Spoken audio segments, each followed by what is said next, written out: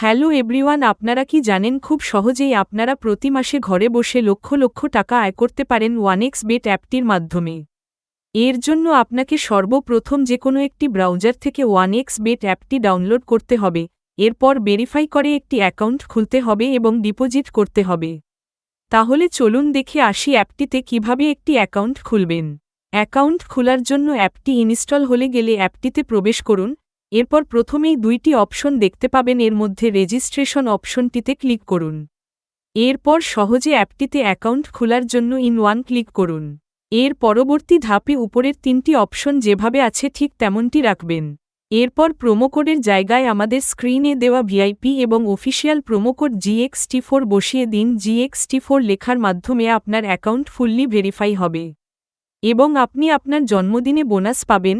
Account খোলার সাথে সাথে 12,000 টাকা পর্যন্ত ক্যাশব্যাক পেতে পারেন। প্রথম ডিপোজিটে 25,000 টাকা পর্যন্ত বোনাস পেতে পারেন। এছাড়াও প্রতি সপ্তাহে নানান ধরনের বোনাস অফার পাবেন।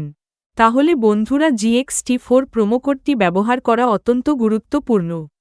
প্রোমোকোডটি সঠিকভাবে লেখা হয়ে গেলে নিচের অপশনটিতে টিক চিহ্নটি দিন এবং রেজিস্ট্রার অপশনটিতে ক্লিক করুন। এরপর আপনাকে রোবট ভেরিফিকেশন করতে এর জন্য আপনাকে নির্দিষ্ট কিছু ছবি যেমন গাড়ি, জেব্রা ক্রসিং, ট্রাফিক লাইট উপরে সিলেক্ট করতে বলবে, সেগুলো আপনারা দেখে দেখে সিলেক্ট করে দিবেন এবং ভেরিফাই অপশনটিতে ক্লিক করবেন। এর সাথে সাথে আপনার রোবট ভেরিফিকেশন সম্পূর্ণ হবে। এরপর আপনার ইউজার আইডি ও পাসওয়ার্ড দেখতে পাবেন। এই ইউজার আইডি ও পাসওয়ার্ড স্ক্রিনশট দিয়ে বা খাতায় লিখে রাখেন যাতে পরবর্তী লগইনে কোনো সমস্যা না হয়। এরপর নেক্সটে ক্লিক করবেন। এর মাধ্যমে আপনার অ্যাকাউন্ট অটো লগইন হবে। এবার অ্যাকাউন্টটির মেইন হোম পেজের নিচের সারিতে থাকা ডানদিকে মেনু অপশনটিতে ক্লিক করবেন। এবার এরকম একটি ইন্টারফেস দেখতে পাবেন। এখানে আপনাদের পার্সোনাল ইনফরমেশন ভেরিফাই করতে হবে।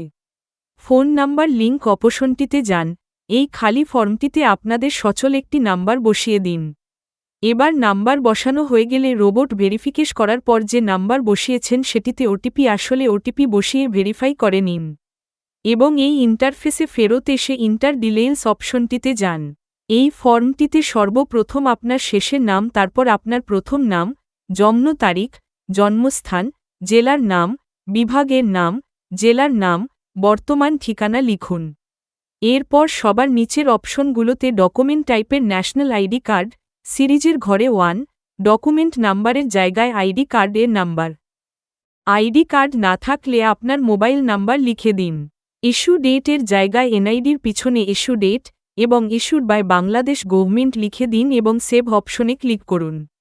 এর মাধ্যমে আপনার অ্যাকাউন্ট ফুললি ভেরিফাই হবে। এবার আসা যাক ডিপোজিট করার অপশনে।